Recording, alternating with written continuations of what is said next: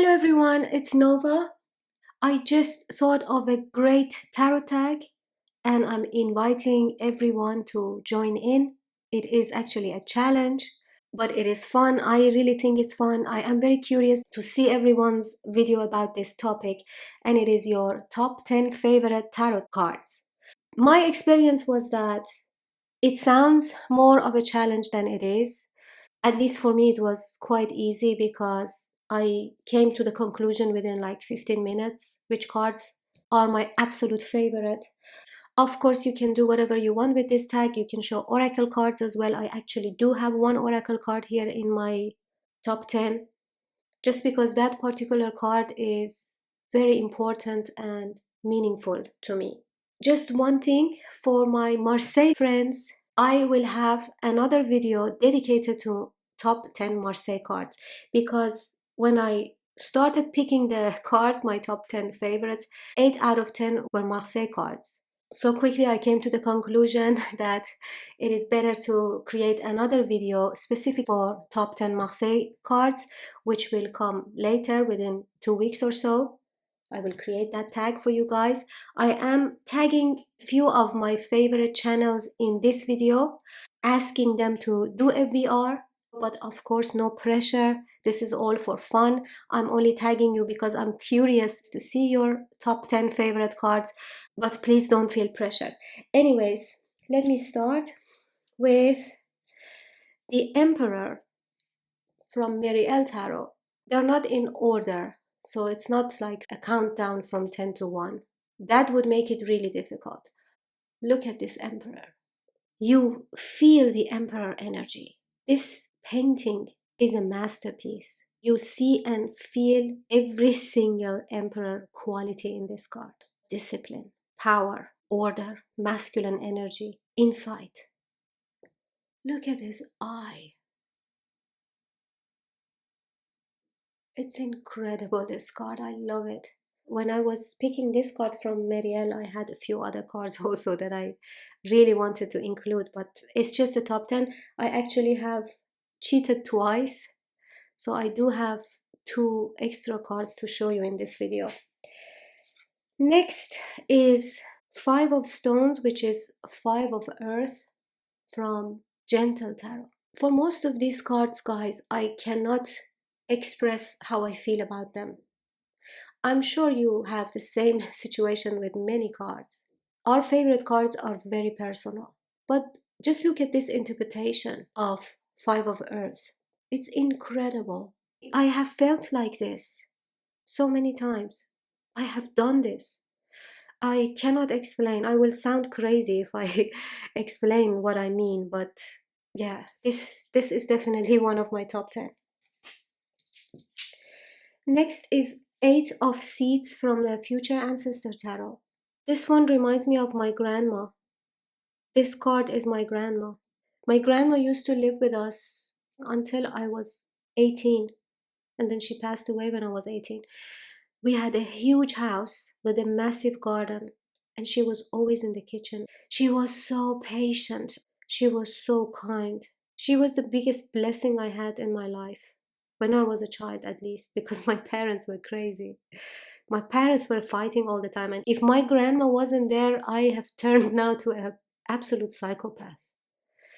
But this woman that I miss so much, and I still dream about her.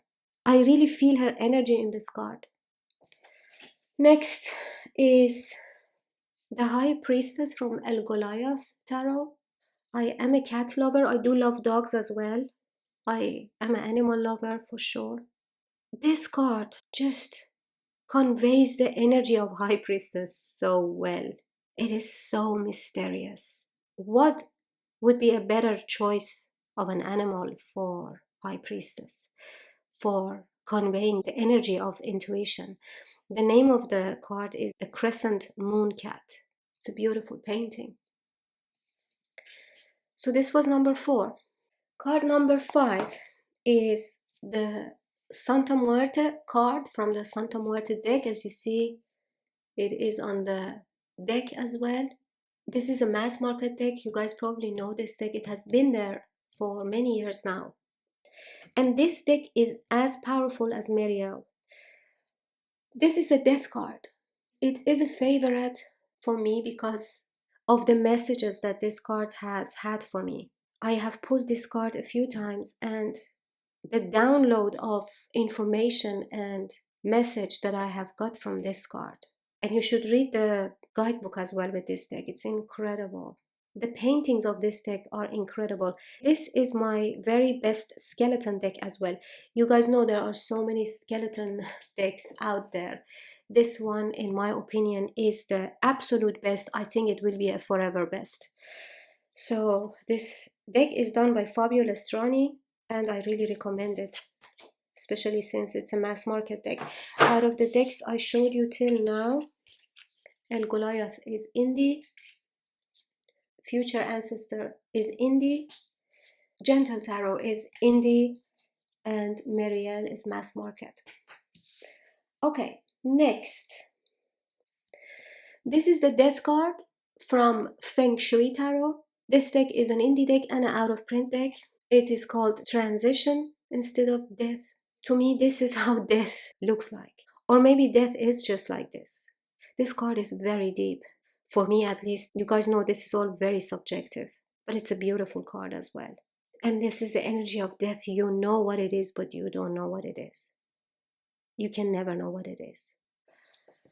Next is the World card from Story Medicine Tarot Animal Woman 2nd edition. This is also an indie deck. And it says Reunion. And this is a snail. Yeah, this card is really, really deep.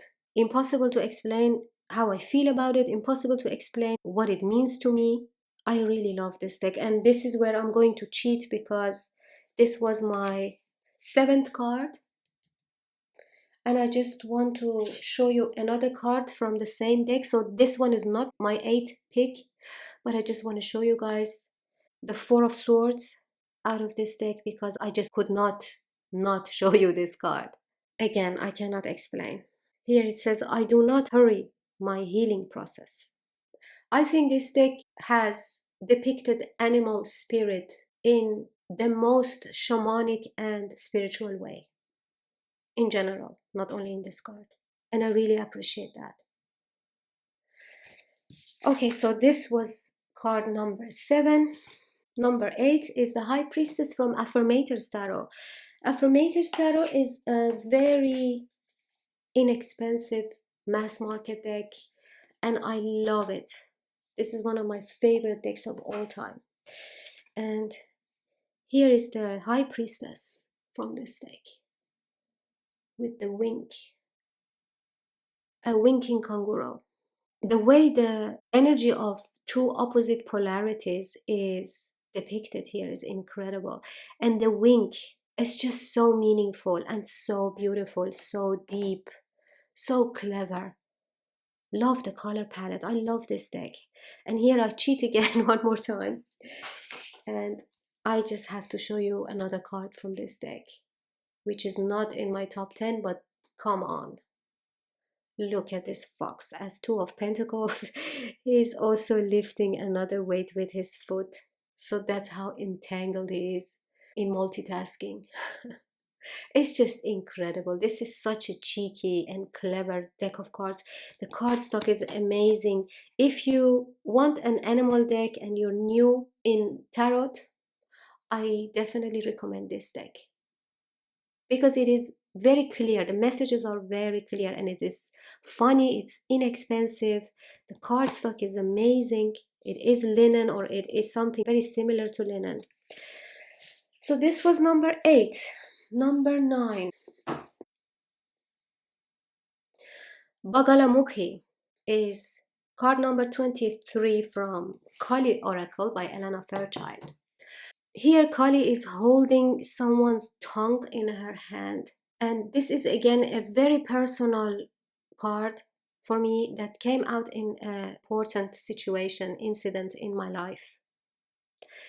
And Kali here protected me, promised to protect me in a situation that it was impossible because she had to hold someone's tongue from talking. Kali came out with this card and I immediately felt calm. I felt her energy. And I had this card on my altar for a very long time. She did what she promised. I not only appreciate Goddess Kali so much, but also this specific deck, and this is my favorite card out of this deck. Very meaningful for me. The last card is the Six of Swords from the Druidcraft Tarot. Again, I have a very personal story. Basically, it's all about this guy. This guy. You see his face. If you pay attention, you can see his face. He don't want to be seen because he's not human. But he is someone who removed me and my husband from a very difficult situation.